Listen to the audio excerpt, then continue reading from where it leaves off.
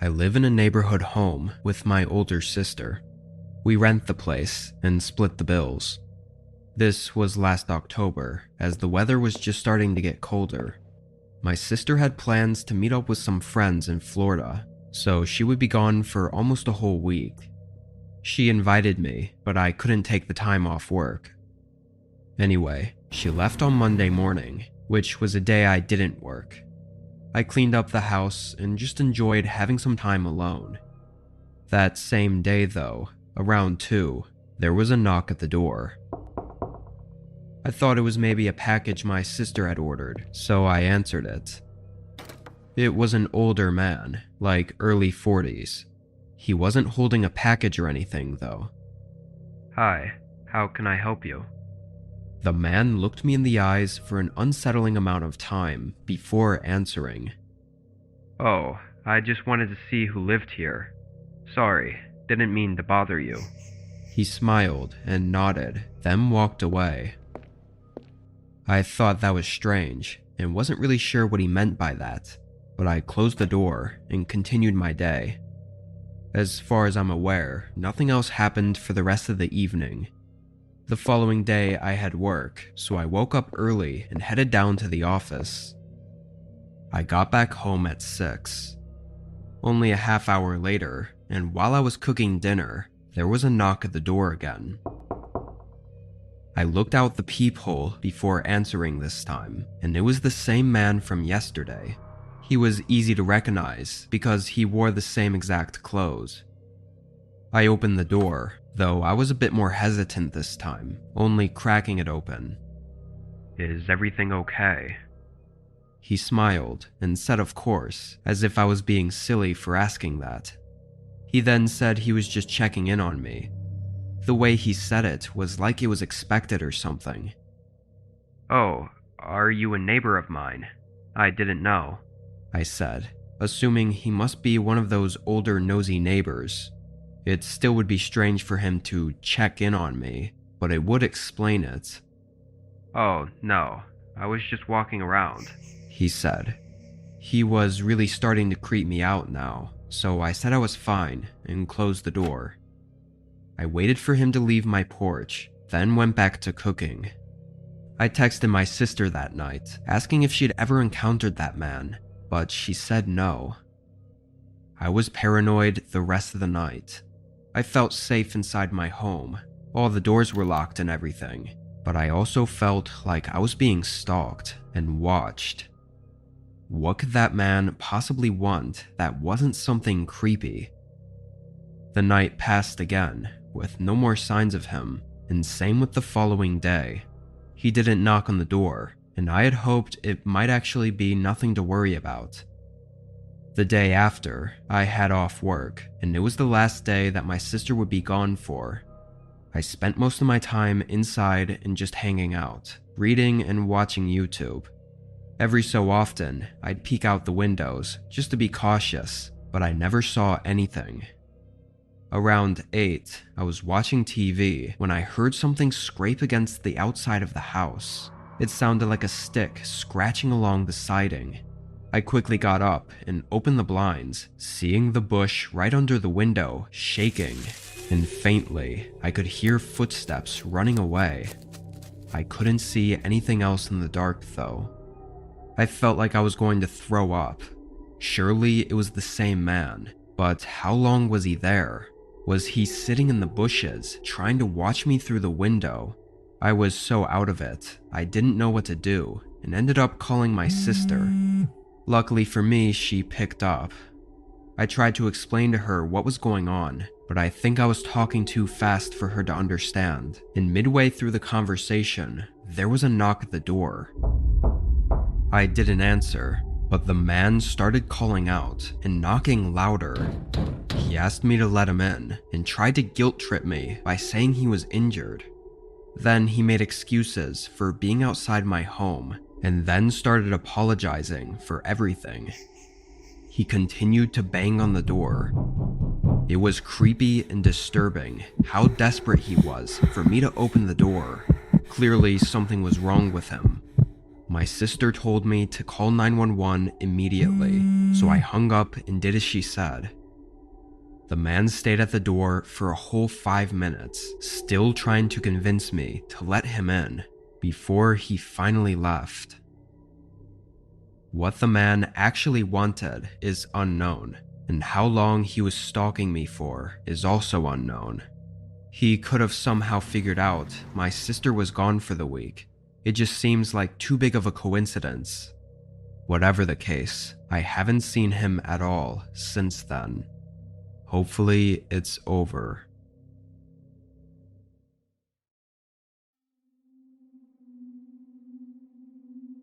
It was just before 2 a.m., and I had gotten an Uber back to my place after partying all night for New Year's. I don't think I was plastered or anything, but I definitely was well beyond tipsy, and I had a raging headache. When I got dropped off, I slowly made my way up to the front door and fumbled around with my keys for way too long before making it inside. I tossed everything on the floor and took an ibuprofen, then fell over on the couch. I was exhausted and tired, but the headache was keeping me from sleeping, so I kind of just laid there with my eyes closed for a while. I honestly have no idea how long. Randomly, though, the doorbell rang. It rang several times, and I never got up to answer the door, or even see who it was. At the moment, I didn't even care or think about it. I just wanted to lay there and try to sleep and not be bothered. Obviously, with it being the middle of the night, someone ringing my doorbell repeatedly should be pretty concerning. But like I said, I had a bit too much to drink. Surprisingly, not too long after they stopped ringing the doorbell, I actually managed to pass out on the couch. I couldn't say how long I was asleep for, but when I woke up, I was very groggy and felt weak, still with a pounding headache, and the whole house was dark. I stood up and tried to make my way to the kitchen to get a glass of water when I noticed a streak of light on the wall in the hallway. Even in my not-so-sober state, it was unmistakable what it was. The light was coming from the front door being partially open and moonlight spilling into the house. Was I really so drunk that I didn't close the door? There was no way. Before I could even walk into the hallway and look at the door, footsteps moved around upstairs. I froze, then hurried back to the couch and ducked behind it. There were 2 sets of footsteps walking right above me. I thought about making a run for it, but my hesitation ruined my chances as the footsteps began making their way down the stairs. There was a pause, then the sound of the front door shutting, and the streak of light disappeared. "All right, let's get on with it." A man spoke. I was completely sobered up now, and realized they probably had just gotten inside moments before I woke up, and immediately checked the bedrooms upstairs. Not seeing anyone, they assumed the place was empty. My chest felt like it was burning from how fast my heart was racing. The men moved around in the room on the other side of the house and began chatting, like everyday regular talk about life. I don't know, but something about it was so disturbing and terrifying. I mean, if they were so comfortable breaking into my home and having casual conversations while doing so, then what the hell were they going to do if they found me? I could hear them taking things, robbing all the rooms in the house, before the footsteps made their way into the living room. The way I had it set up, the couch was diagonal in the corner, so I was kind of closed off behind it, but the couch was also short, so if they got close to it, they would easily be able to see me. I just listened as they walked around, moving things and opening every drawer and box they saw. Then one of the men started walking closer to the couch. I hoped and waited for their footsteps to stop or change directions, but they kept coming closer and closer until I saw their head show above me. They were looking down at the cushions though, and I guess they didn't see me in the side of their vision. Then they moved on to the next room. I sat there motionless for almost 30 minutes, listening to them rummage through the entire house before they finally left. I didn't hear them say anything about coming back, but I grabbed my phone and ducked back behind the couch as I called the cops. The situation is mostly exactly what it seemed like. The men came in and robbed the valuables from my home. I had forgotten to lock the front door, but there's some evidence that it wouldn't have mattered. A neighbor said they saw two men watching my house rather suspiciously over the course of the past week. Likely they saw that I lived alone and always parked in the driveway, so when I took my car to the New Year's party and came back in an Uber without my car, they thought I wasn't home. Thankfully, it seems they only intended to rob me and nothing more, but had they found me, who knows what could have happened.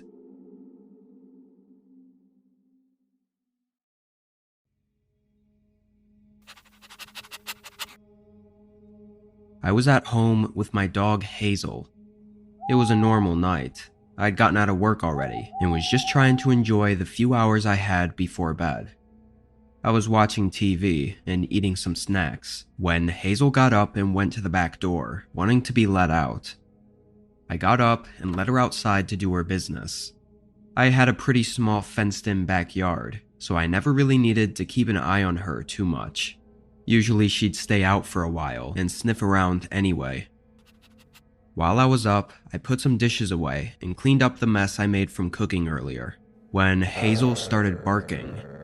She liked to bark at squirrels and stuff, but after a few seconds, she still hadn't let up. I walked over to the back door and opened it, seeing Hazel standing by the side of the fence and barking at it, like something was on the other side. It was just woods on that side of the fence, so I thought maybe she'd seen a coyote or something. Just to be safe, I called her back inside. I got back on the couch and turned the TV on. Something was immediately different about Hazel though. Usually she'd lay on or next to me, but she was sitting on the edge of the couch, head perked up and staring at the back door. No matter how much I'd call her over, she'd just glance at me, then go back to watching. She was like this for the rest of the night. A couple times I did look over there, but saw nothing. I thought she was just in protective mode for some reason, which she does randomly sometimes. We stayed up for a bit, then went to bed at 10:30. Hazel usually sleeps on the end of my bed, or on her doggy bed in the corner of the room, but I always leave the bedroom door cracked open because her food and water is downstairs. When I woke up in the middle of the night, I noticed the bedroom door was wide open, much more than I had left it. Maybe she bumped into the door. She wasn't in the room, and I didn't hear her nails clicking on the wooden floor, or the sound of her eating or drinking. On any other day, I'd probably just go back to sleep and not worry about it, but something gave me a bad gut feeling. Even my body seemed to have fully woken up already. I got out of bed and looked out into the hallway. The house was quiet. "Hazel?" I walked down the steps and into the living room. Everything seemed to be normal, but all the food and water in her bowls were still full. At this point, everything was rushing through my mind. I was scared maybe somehow I'd left the back door open and she ran away or something, even though I knew I didn't. I walked into the kitchen and my heart sank, seeing Hazel crouched underneath the table, shivering and shaking, and staring at me, completely terrified of something. I called her name again, and she didn't move, and then I noticed the back door was open. Everything was starting to come together in my mind, but I didn't know what to do. I felt trapped and scared and vulnerable. I hurried over to the table and picked Hazel up, then ran right out the back door. I left through the fence gate and ran over to a neighbor's house. It took a minute, but eventually they woke up and answered the door, calling the police for me. When officers searched my home, they didn't find anyone. There were a few signs of shoe prints around the house though, some even being upstairs. That whole scenario is so confusing and left me with hundreds of questions and zero answers. I don't know who it was, or why they broke in, or even how long they'd been inside for. Were they the one to open my bedroom door all the way? Were they hiding when I was looking for Hazel? Were they even still in the house? I almost wish I encountered them before running away so I'd at least have some sort of answers. Now I'm left with nothing. I just have to live and hope it was some random thing and that they don't come back.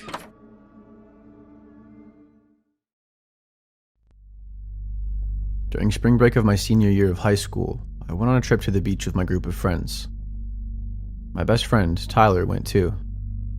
His dad just bought a condo right on the beach, but he hadn't set it up to rent it out yet, so he let us party in it for a few days, as long as we didn't wreck the place. Nothing sounded better than multiple nights of living completely carefree and hanging out with just the people we liked, especially since there were girls involved. Even if the place was a little bare bones, and some of us would end up sleeping on couches or air mattresses. That didn't matter so much, because of course, we all pitched on a couple of bottles and a few cases of beer, which we would be passing around the whole time. Tyler was initially apprehensive about having alcohol inside the condo, as he was worried about getting caught by his dad and not being allowed to party there ever again. Everybody convinced him it wasn't a big deal though, and to make it more tempting, since it was his condo, we let him drink as much as he wanted without having to pay his share. Admittedly, that was not a great idea, because for being the one who was nervous about it, Tyler drank more than any of us. Some of the guys gave him flack for it and said he was taking advantage of the fact that he didn't have to buy any of it. But then it was already too late, because a new kind of Tyler was unleashed, and he was just knocking back the drinks. I was his best friend, which made me feel like I had to keep up with him. None of us were experienced drinkers, so there were no thought about anyone staying at all sober to take care of the rest of us. By the time the sun set on the first evening, we were all wasted. The hours dragged on, the music kept blasting, and there were games played. Some people got sick, and some people were caught getting it on, but after a while, things started to die down. There was a point at which we were all winding down and all sitting around the living room, not really talking or doing anything. That's when Tyler jumped up out of nowhere and made a bunch of noise, trying to get us all hyped again. He kept saying stuff like, "It's only midnight, you quitters. The night is still young." And he was walking around to everybody, handing them drinks, all while he was slamming beers too. We were all pretty tired, so we didn't exactly respond to it, until he had a different idea. "Hey everyone, let's go to the beach," he shouted at the top of his lungs. I can hear those words ringing through my head to this day. It was such a bad idea. Still, and I don't know why, but as soon as he said it, we all agreed instantly and shot up to party again. We didn't want to get more drunk just to keep sitting around, but we were definitely down for something else to do. There was a brief moment where one of us mentioned that it was the middle of the night and nobody was supposed to go to the beach around then. But then that was answered with enthusiasm instead of deterring us. It was going to be so cool to have the beach to ourselves and be there at the wrong time of the day. There were so many of us together, what could go wrong? We killed the first bottle right then and there, and we each slammed another beer or two before heading out. We hadn't even changed out of our clothes into our bathing suits. It seemed like it was the perfect happenstance too, that the beach was right on our doorstep. We didn't even have to cross a single street to get there. That was the most dangerous part about being a bunch of drunk fools in the dark, I figured, so it was fine. Tyler was on a roll with the suggestions and said we should all go skinny dipping. Again, we all thought that was very exciting. Everybody had at least one other person there that they wanted to see naked, so it was a shame that it was a new moon and we could barely see anything. That made it less nerve-wracking though, so even if you were self-conscious, you couldn't get out of it really. Then, just like that, we all took off what little clothes we were wearing and left them in the sand before charging into the water. It was surprisingly cold for mid-March, but we were so drunk, we had no problem powering through it. We waited out against the crashing waves until our feet weren't touching the ground. Tyler wanted to keep going, but the girls stopped because they were a lot shorter than us and were already treading water for a while. So of course, most of the guys stayed with them. Tyler, on the other hand, hadn't been hitting on any of them and was basically in his own world that sometimes had me involved in it, so he pressed on. breaking out into a full-on swim. I chased after him, trying to keep in my line of sight, but unfortunately, the waves were really high, even though they weren't breaking on us anymore. I started to feel sick from the motion, like I might throw up all my drinks straight into the ocean. That, and I was getting cold and tired. Eventually, I stopped and treaded water. I couldn't see Tyler anymore. I called his name, but there was no response. Not a shout back, not even splashing. I swam out a little further and I called his name again, as loud as I could, but still, just silence. My heart started pounding and I felt my throat closing up. I don't even know if it was the cold or just being scared of losing my friend, but it was probably a combination of both. I kept calling his name for a while until I eventually started to feel exhausted from treading water. Eventually I heard the rest of my friends calling out to us to come back. I was surprised how quiet they sounded, as I hadn't realized how far we swam out. Reluctantly, knowing I didn't have much energy left, I turned back and swam toward the sound of their voices until I could stand again. I was hoping beyond hope that Tyler was with them. In the darkness, I couldn't make out much detail, but I could tell they had all gotten cold or bored and were standing on the beach, waiting for us. As I dragged myself up to them, completely drained, my heart sank when I counted one less person than there should have been. "Where's Tyler?" I asked them right away. There was a short pause, and they all looked at each other with concern, then said they thought he was with me. In a last-ditch hope, I thought maybe he had gotten around all of us and was the first to get back to the pile of clothes and get dressed. We all ran over there and picked out our clothes, putting them on and seeing to our horror that Tyler's trunks were still there.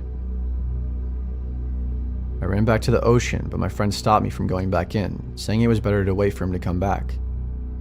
We shined lights out into the abyss and called his name 100 times, but we couldn't see or hear a damn thing. Not a single sign of him. After about 20 or 30 minutes, one of us had to make the call to 911. We were a petrified, shivering, sloppy mess. All of us. The cops asked us questions, but didn't suspect foul play. They said they would have to wait until daybreak to send a search party out into the water, but it never got to that point. While we were all standing there, Tyler's body washed ashore.